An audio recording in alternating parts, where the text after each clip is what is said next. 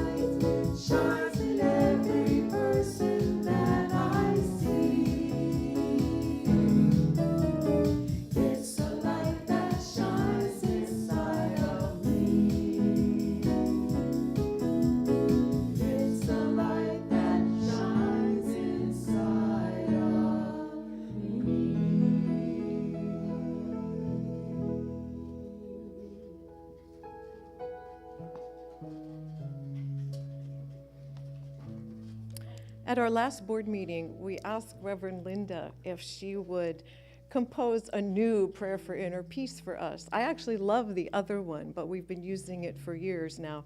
So thank you to Reverend Linda. We have two. So this one, we'll pray together. Sit back and relax. Deep breath in. Hold it for a count of 3 or 4. As you exhale, do that with your mouth slightly open. As you let go of negative thoughts, feelings, actual physical toxins in your body as well. As we join our hearts and minds together in our prayer for inner peace. Let us come together in prayer, friends. Creator of all that is, we take this time in prayer to become centered. We use our gifts of imagination and creativity to turn away from outer concerns and circumstances and turn within to the inner sanctuary of pure love. We immerse ourselves in the power of the all-encompassing, unconditional love where there are no expectations and no reservations. Nothing can diminish the power of divine love. We live, love, move, and have our being from this unending reservoir of love. Therefore, we are the power of love. That, dear ones, is our truth. And from that place, we claim wholeness, freedom, and peace for our lives. And we hold the high watch for peace and harmony in the world. We see the world not as it is, but as we know it can be. By faith, we hold the world in the light of peace that is possible. We take a moment now to silently add our individual prayers.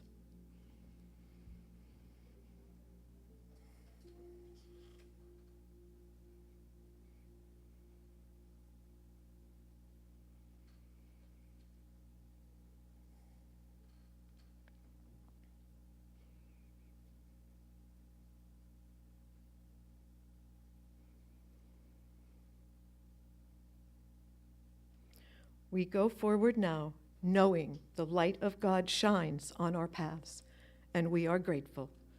So it is. Amen. Nice, huh? Please say with me our mission statement: to develop our spiritual connection with God through prayer, education, and service. Vision Unity of Port St. Lucie is an expanding community for personal healing and spiritual growth. Ah, first Sunday of the month. Where are our August birthday babies? Please stand. Woo! Okay, Maestro. Happy birthday to you. Happy birthday to you. Happy birthday, happy birthday. Happy birthday to you. How old are you? Laura told. Okay, please stand and join us in our congregational song, Happy Day.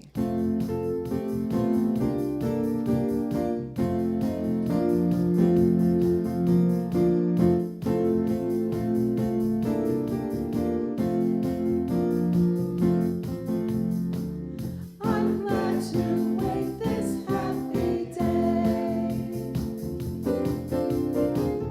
I'm glad to see you here with me. Oh happy day, oh happy day, oh happy day, oh happy day. Sing with me. I'm blessed to see this happy day. My heart is filled with love from God. Prosperity's been given me.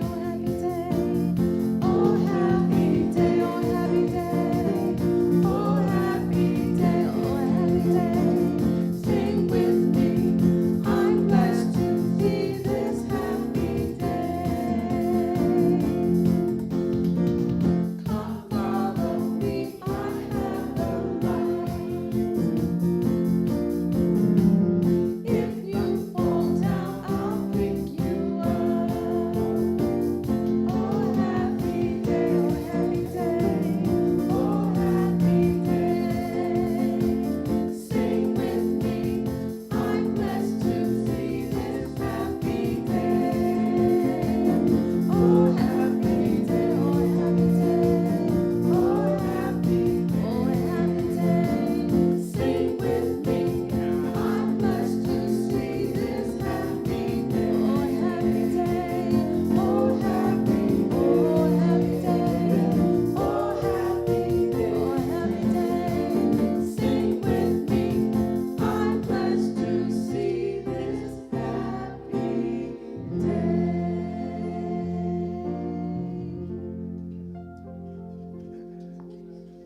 Monica is going to read our daily word today.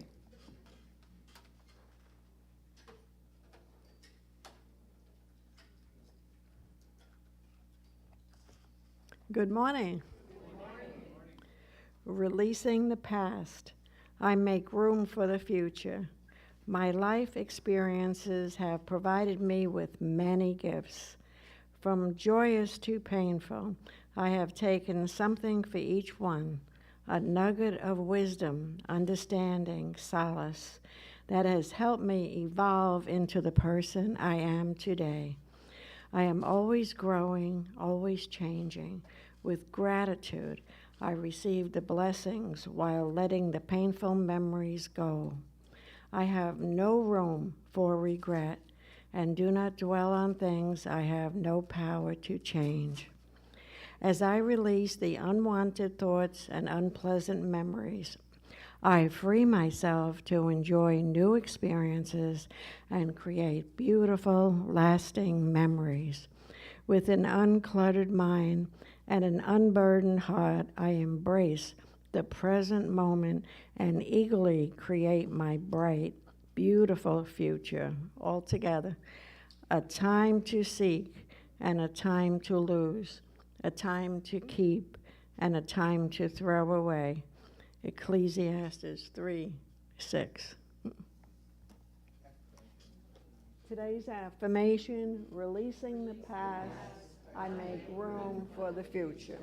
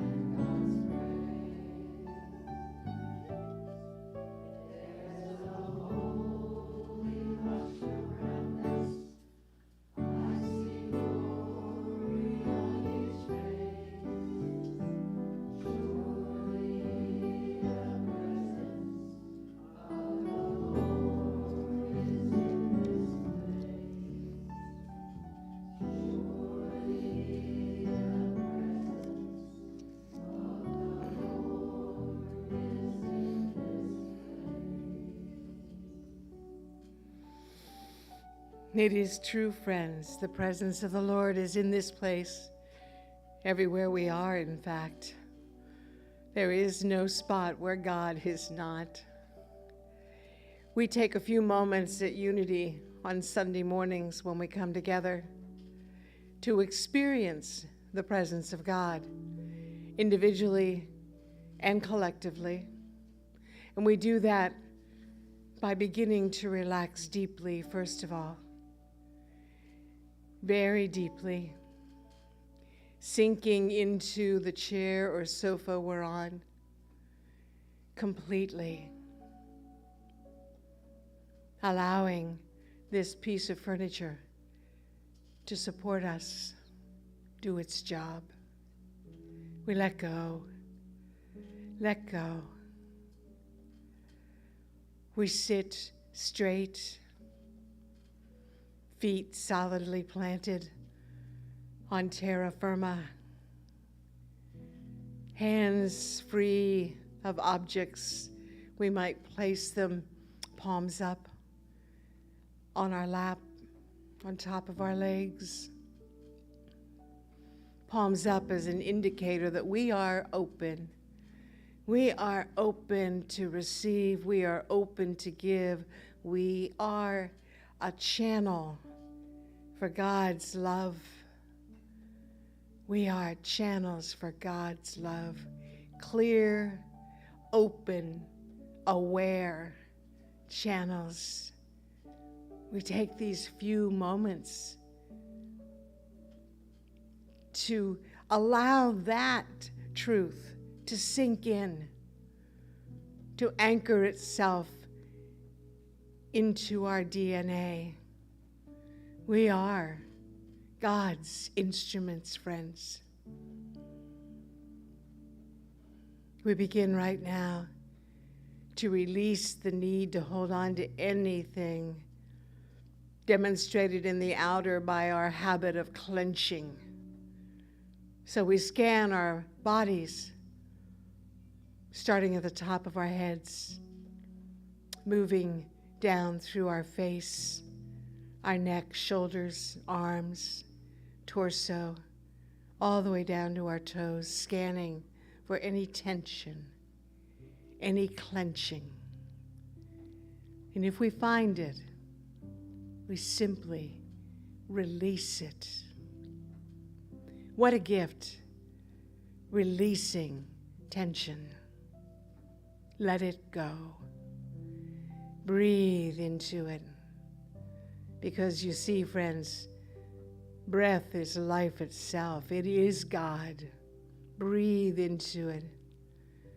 Lighten it. Relax deeply. As the prayer indicated this morning, what we get to do as often as we choose to do it is turn away from the outer and turn within to that inner sanctuary of deep, unconditional love, the love of God inside of us. We tap into it now. Immerse ourselves in it. Become one with it. Feel our vibration growing faster as we grow lighter, filled with the unconditional love that is God. Always there, but not always in our awareness. We become aware now, completely aware. We take a few moments, precious moments, friends, in the silence now, individually, to contemplate that precious connection in whatever way serves you in the silence.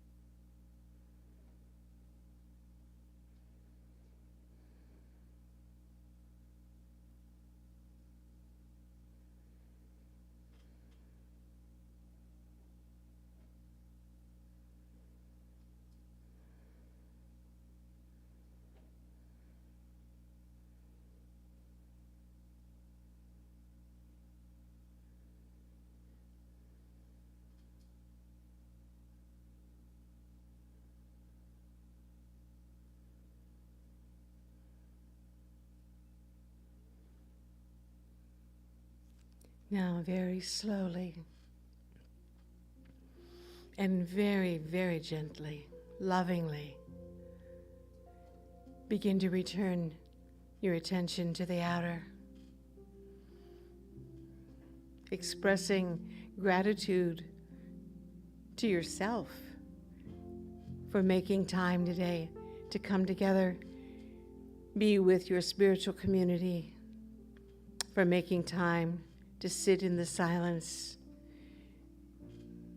and celebrate this connection that we have with Source, always available, just not always in our awareness. So we come out of it now when we're ready with eyes open. And we sing about the bond of love, the most important bond ever known, the bond of love.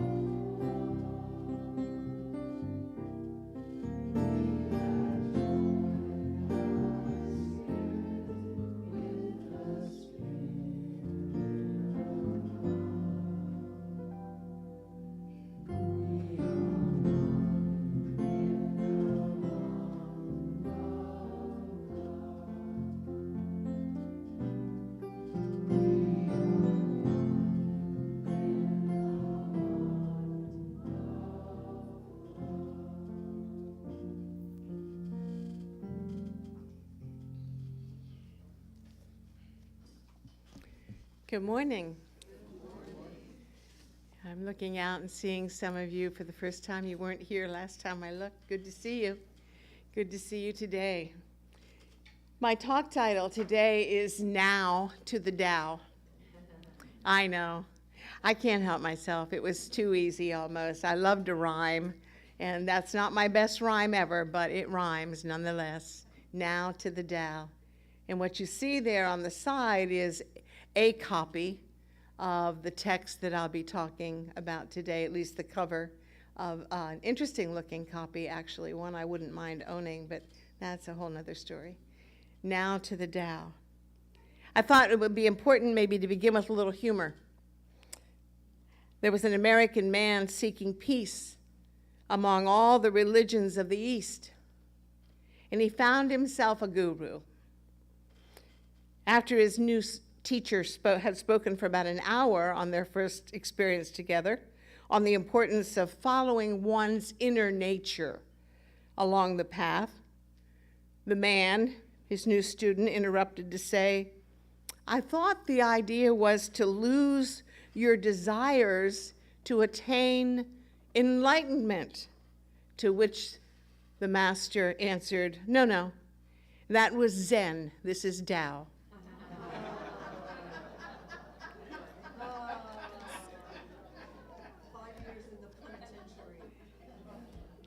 What can I say? I could not resist. And I actually wrote it out in case anyone didn't get it.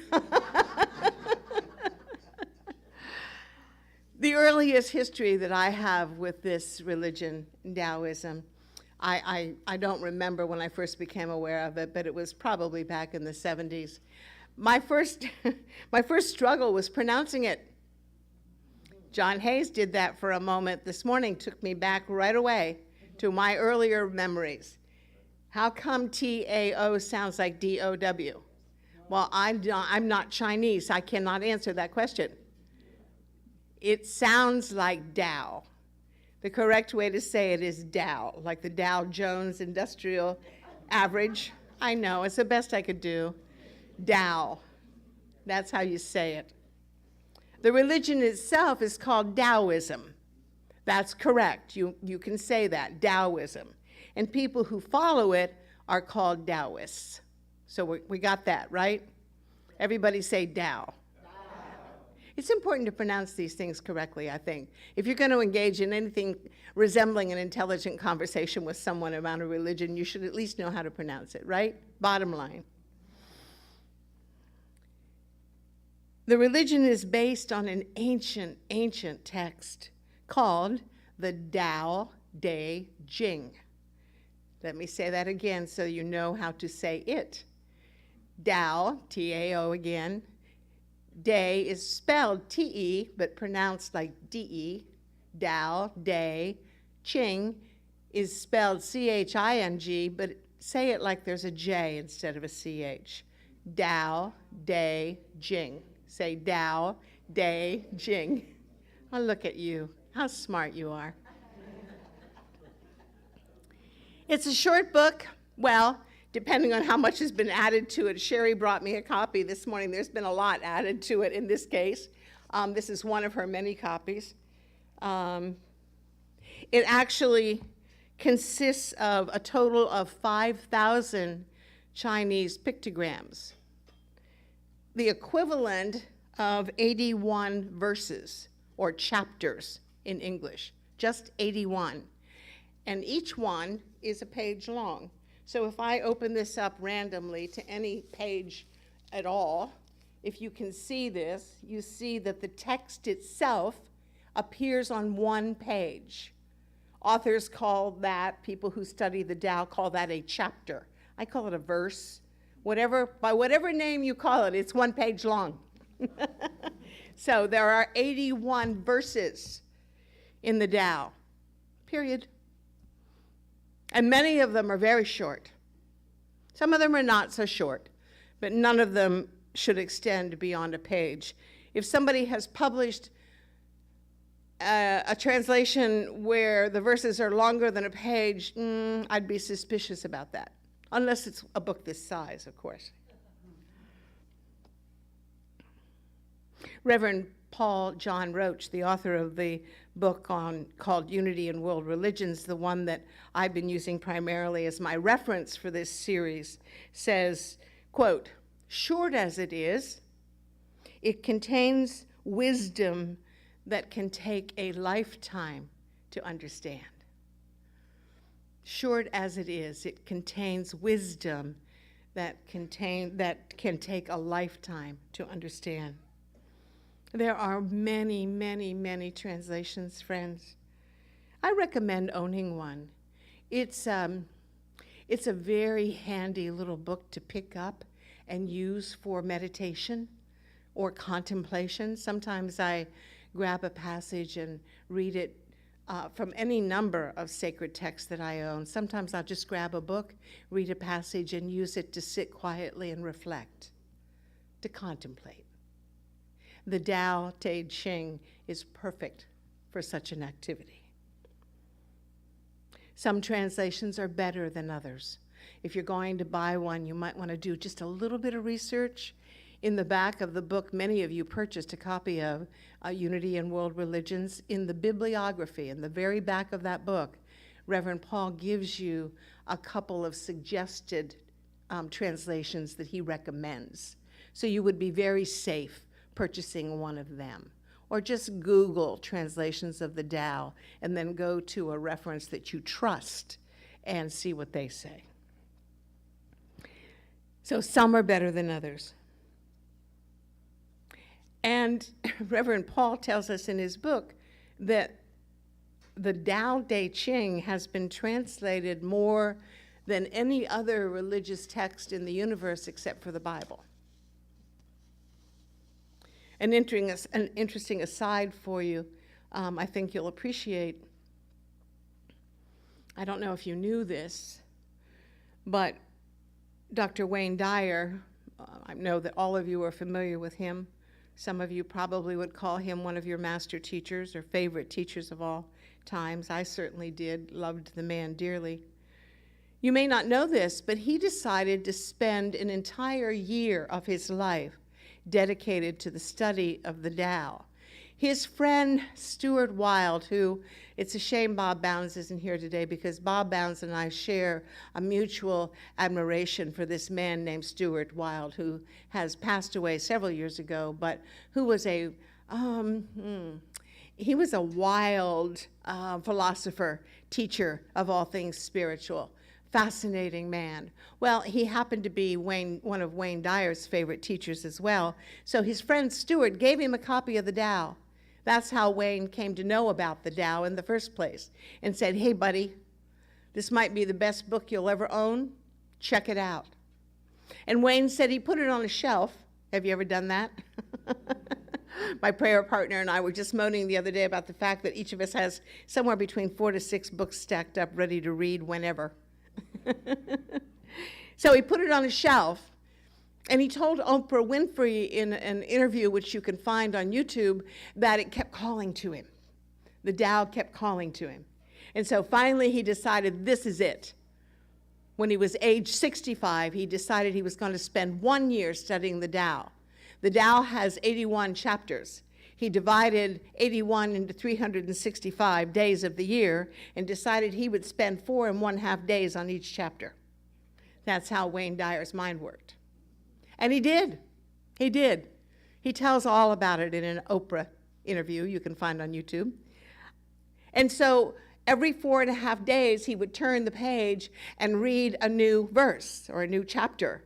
And then for the next 4½ days, he would journal on it, meditate on it, sit and contemplate it, on it, etc. And he would publish his reaction in the form of an essay and post it on his website as a blog. He accumulated them over the course of the year and published this book, Dr. Wayne Dyer, Living the Wisdom of the Tao. It's a good book. If you're interested. It's been around since 2000 and I think maybe 9, something like that, somewhere around in there. So you can get even good used copies. It's a good book. The Tao has been fascinating people from all kinds of cultures, all sorts of religions and non-religions for a very long time, for the reasons that I just explained. Short, very pithy verses that cause you to sit and ponder, that contain such wonderful kernels of wisdom that it's worth the time pondering.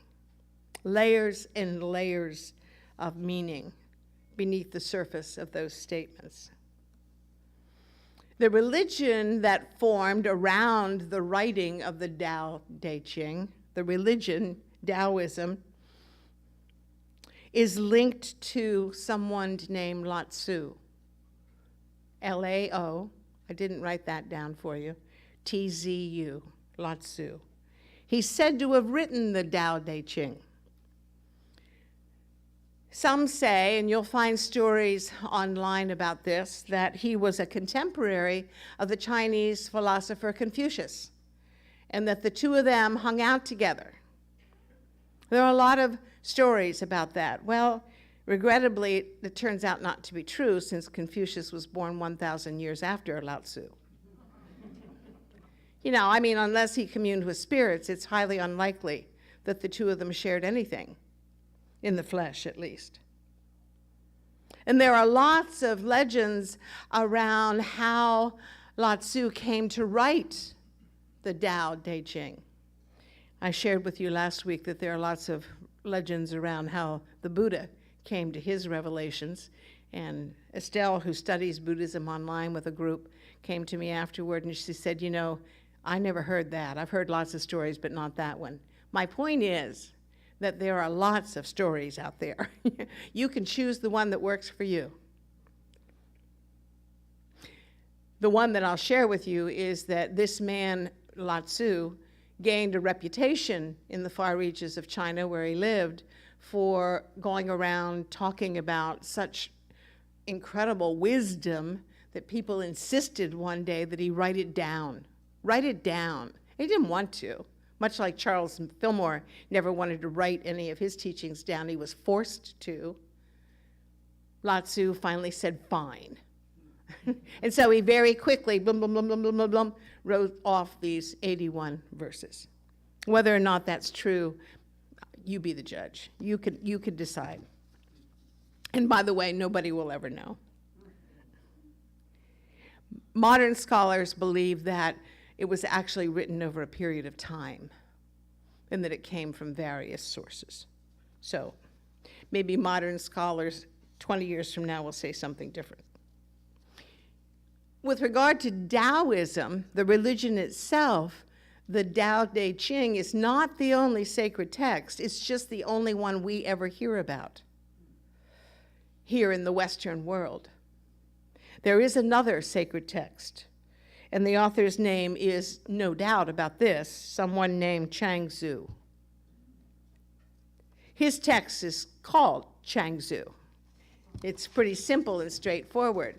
Now, I didn't bother looking it up or reading any of the passages, but what I did discover, or what I did learn, was that his text is more lighthearted, very, very packed with wisdom, but also a lot of humor, not taken quite as seriously, I think. That's safe to say. And hardly anyone outside of China knows anything about that text, or outside of a Chinese community abroad.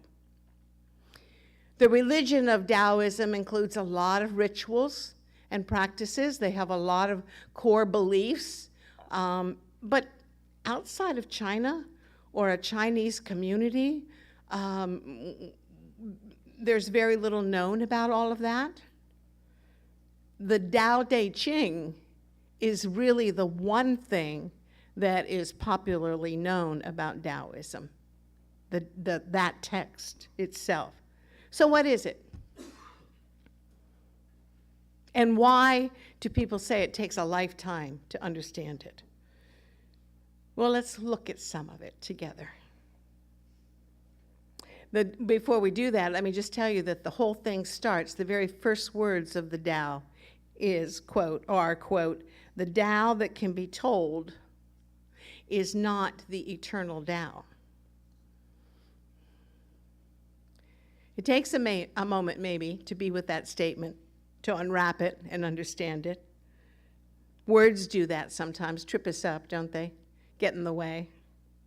Reverend Paul writes in his book, the key isn't to avoid words, though, or attempts at explaining things. That's not the key when words trip us up. But to know that all words and explanations are provisional. They are fingers pointing to the moon, but not the moon itself. Isn't that lovely? Words in texts like this are fingers pointing to the moon, but not the moon itself. That's all. So again, what is the Tao? Literally, the word Tao means the way or the path, literally.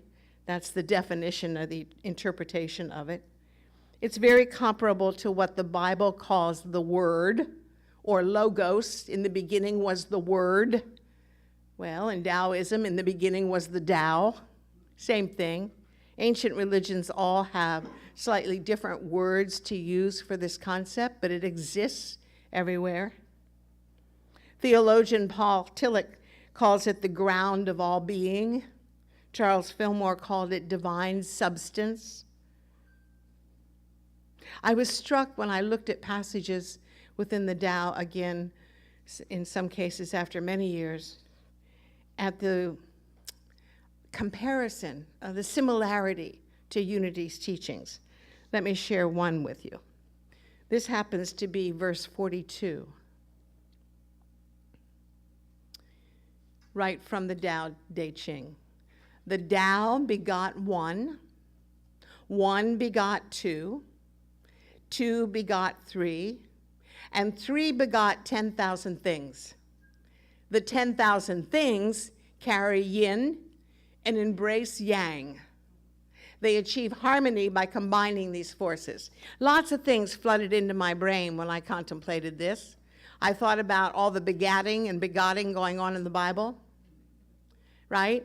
The whole chapter is dedicated to who begat who and when and how. Well, not so much how, but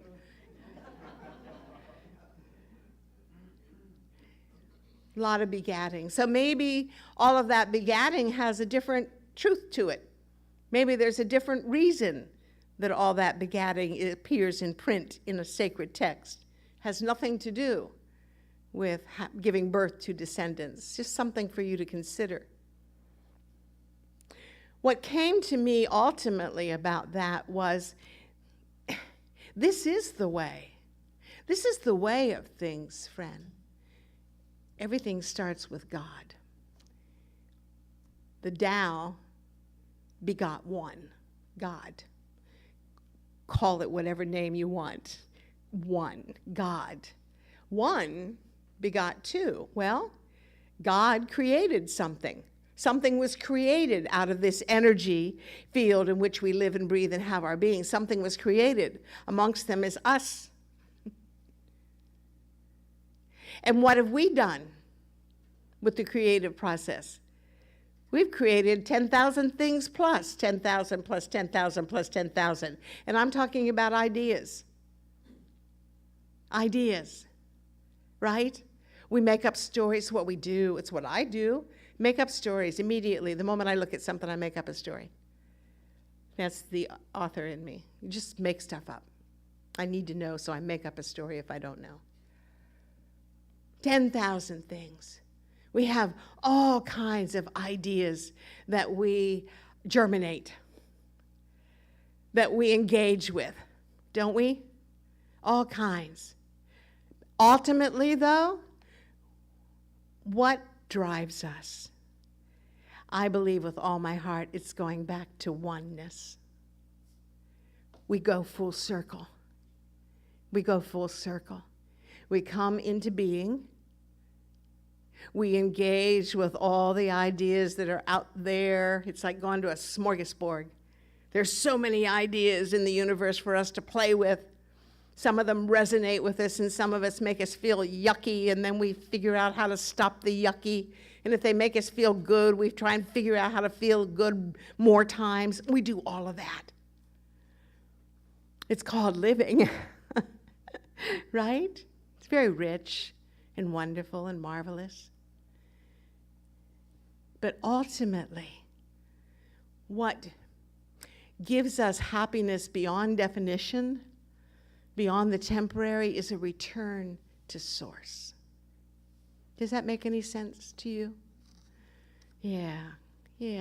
I think that's what that verse is all about, plain and simple. That's certainly absolutely aligned with Unity's teachings and certainly my understanding of how things work. Yin and yang, those are interesting ideas in case you didn't know. It's a Chinese philosophical concept that there are two essential energy forces in the universe, and they are opposite. They are opposite. You can't have yin without yang. There can't be an up without down, an in without out, a north without south, a warm without cold, a dark without light. And it's interesting that the author said all of those 10,000 things, all those ideas carry yin and yang, don't they though? Push and shove. I told you, some of those ideas feel good, right? Some of them not so much. So there's always that tension going on in our lives. Perfectly normal and natural. And wonderful, I suspect, or why else would we be here? We are in a perpetual cycle of moving from one to 10,000 things and back to one. I call it going home, going back to one. It's like kind of like going home. You know, where do you touch down? When people call for prayer, I've been noticing what phrases I use, what words I use work best. What phrases do I use that appear to give people, the most comfort, the most satisfaction?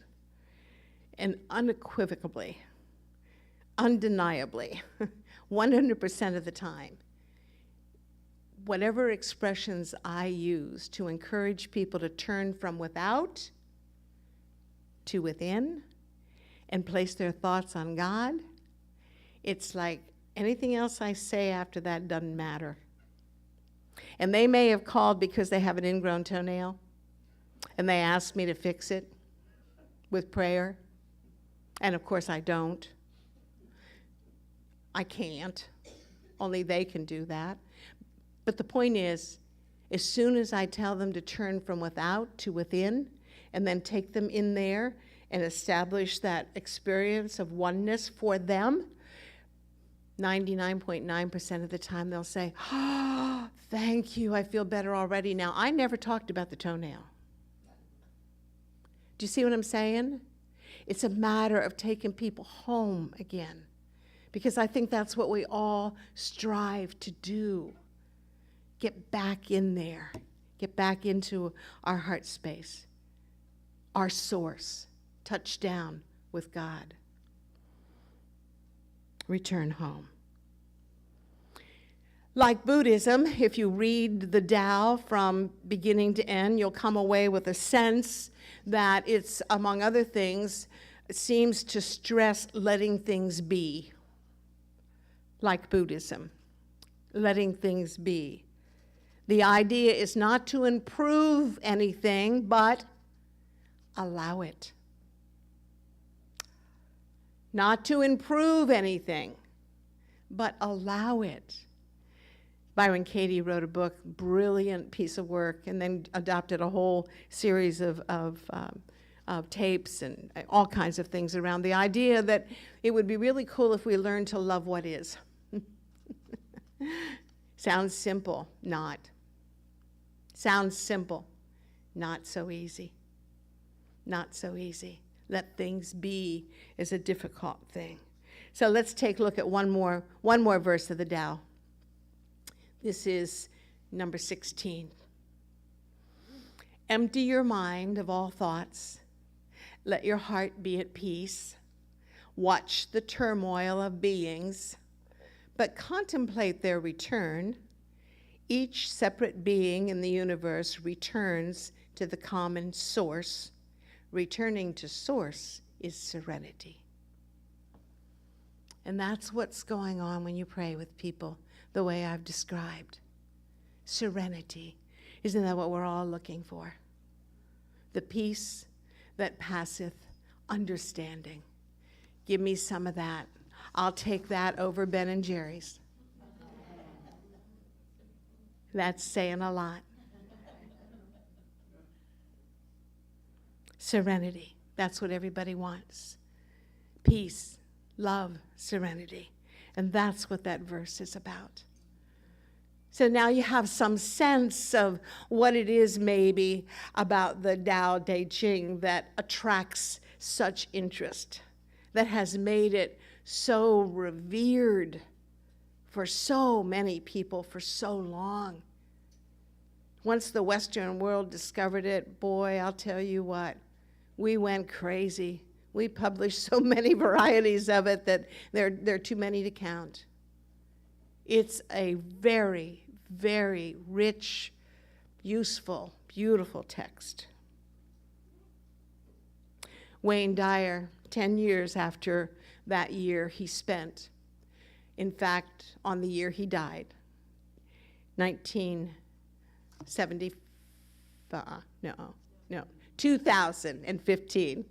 2015, wrote this.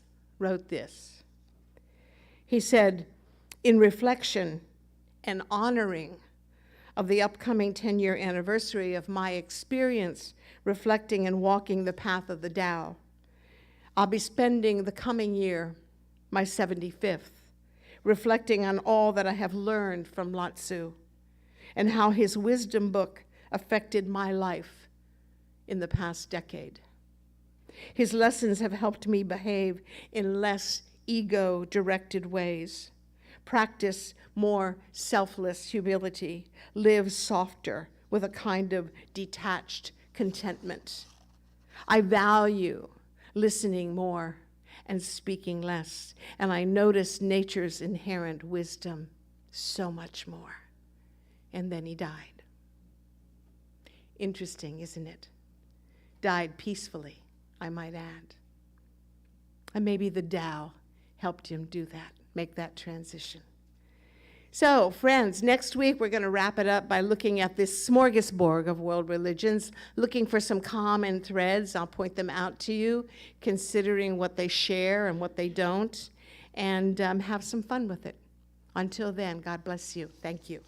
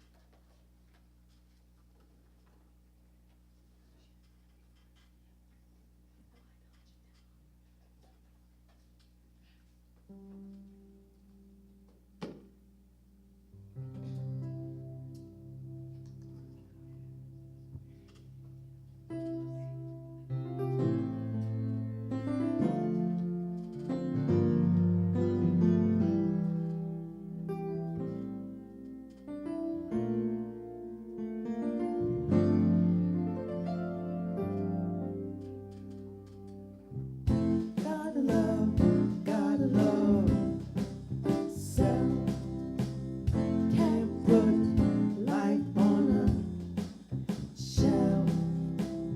Gotta love self. Can't put life on a shelf. It's a miracle in the sky. Makes you wonder why all the heartaches and all the pain makes you wonder who's to blame.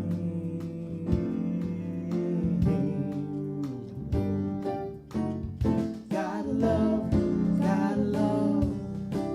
self. Can't put life on a shelf. Gotta love self. Can't put life on a shelf. Remember, God's love is everywhere. Makes all things possible. When you're feeling down and out, look to Him. He'll make it alright.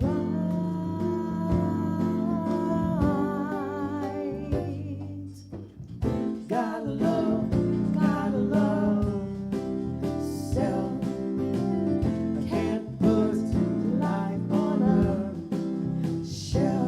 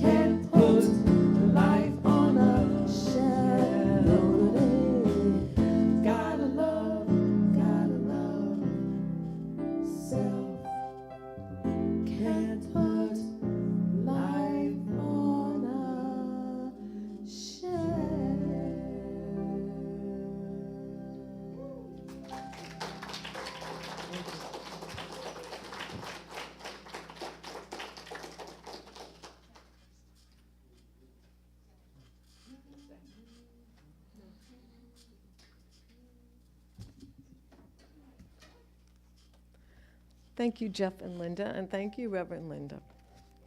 One of my favorite topics, the Tao. I have about 10 copies of it, different translations. And if you get into it, I think that was in my 40s, I had a Tao period. They can be really different. It's amazing, the translations. But anyway. So now's the time when we take out our tithes, our offerings, our gifts. We hold them in our hands, bless them as we say together, divine love through me blesses and multiplies all that I am, all that I give, and all that I receive. I give in love because I love to give.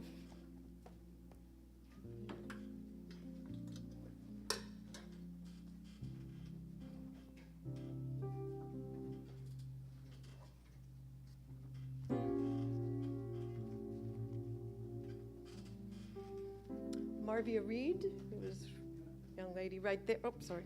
Young lady right there. She will be our prayer chaplain today. She'll meet you over in the alcove after service. Spiritual discussion will be this week, right? No, next Tuesday. Okay. Led by John Hayes. Yoga with Lana. Do we know? Is that on tomorrow? Do we know? Not sure. You might want to text Lana before you come just to be sure. We're not positive. Prayer circles every Thursday at 11. Caregivers support group, fourth Tuesday of the month at 2 p.m. If you want a Reiki session, see me.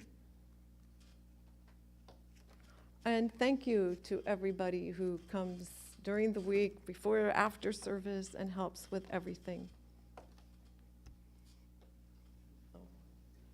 Mr. Paul will yell at me. I always get away from the mic when I do this, so I will stand right here. If you would reach out your hands and join me in blessing.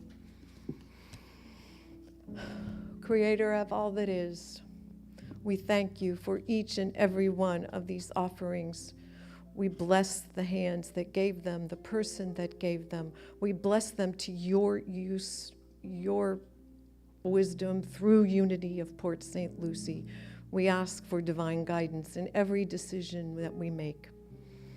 And for all those prayers in the prayer boxes, we hold them in light and love.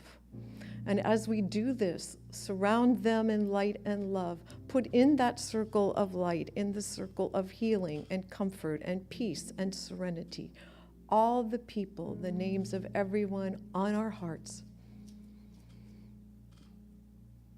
And we know they all have the love, comfort, peace, and healing of the Creator of all. And so it is, and so we let it be. Amen. Thank you.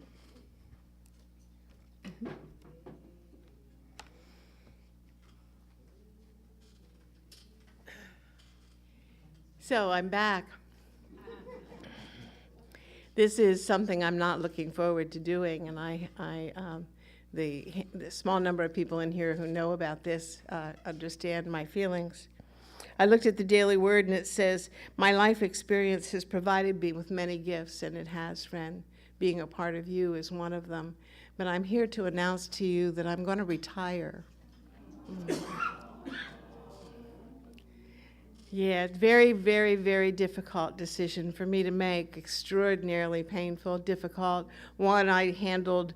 I felt like Daniel in the lion's den wrestling with this question for months before I came to my decision, literally months. Suffering way beyond what I needed to suffer, but hey, it's what I needed to do, so I'm not beating myself up for it. There are a whole host of reasons, has nothing to do with you, nothing. Not a single solitary thing to do with Unity of Port St. Lucie, which will always be a big part of me. You know that, I think. That's why I came back in the first place.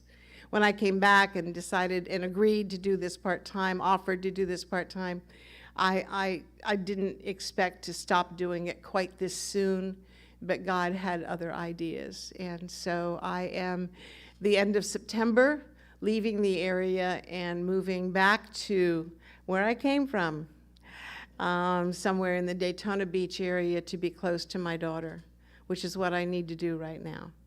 So you have to just trust me in this decision. You know, there are lots of reasons, and they're extraordinarily personal, and I'm not comfortable sharing that level of personal with people. Those of you who know me know that I'm pretty private, and so I'm comfortable being private. So you just have to trust me, knowing that this is what I am being led to do, and no, I'm not going to look to do church somewhere else. I'm done. I am always going to be at Silent Unity until I take my last breath. In fact, I'll be doing some additional things with them, and really, that's the direction in which I'm being pulled right now, friends. So it really feeds my soul. And so 2 months, and your board's known this for a couple weeks. They've done a pretty good job of keeping it to themselves, I believe. As far as I know, no one else in town knew it, not even my neighbors. So it's okay now. I don't care who you tell. The word is out.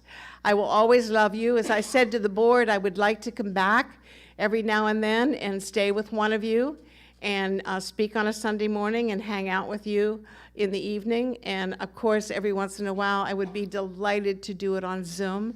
I don't have to go anywhere. I can stay right at my desk and talk to you and give you a talk from my desk on Zoom. So I'm not cutting you out of my life. That's never going to happen. So anybody have any questions? Because this needs to be an ongoing and open dialogue. No secrets beyond the fact that I told you my reasons are personal and they're going to stay that way. Other than that, no secrets.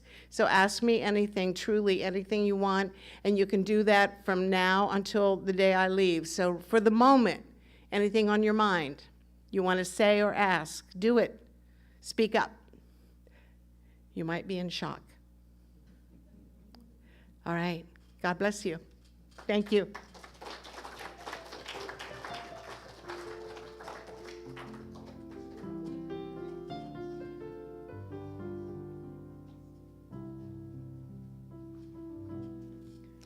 I'm going to attempt to say this without crying and fail.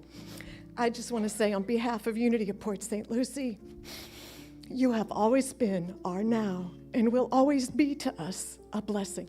And you will always be part of us wherever you are.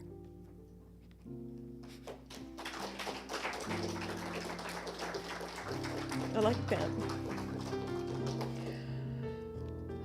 Okay, and now quit playing that song, please. And let's join together in our closing song, the peace song. I have one question. Will you be wearing clothing during the Zoom? You're right, I am shocked at the answer.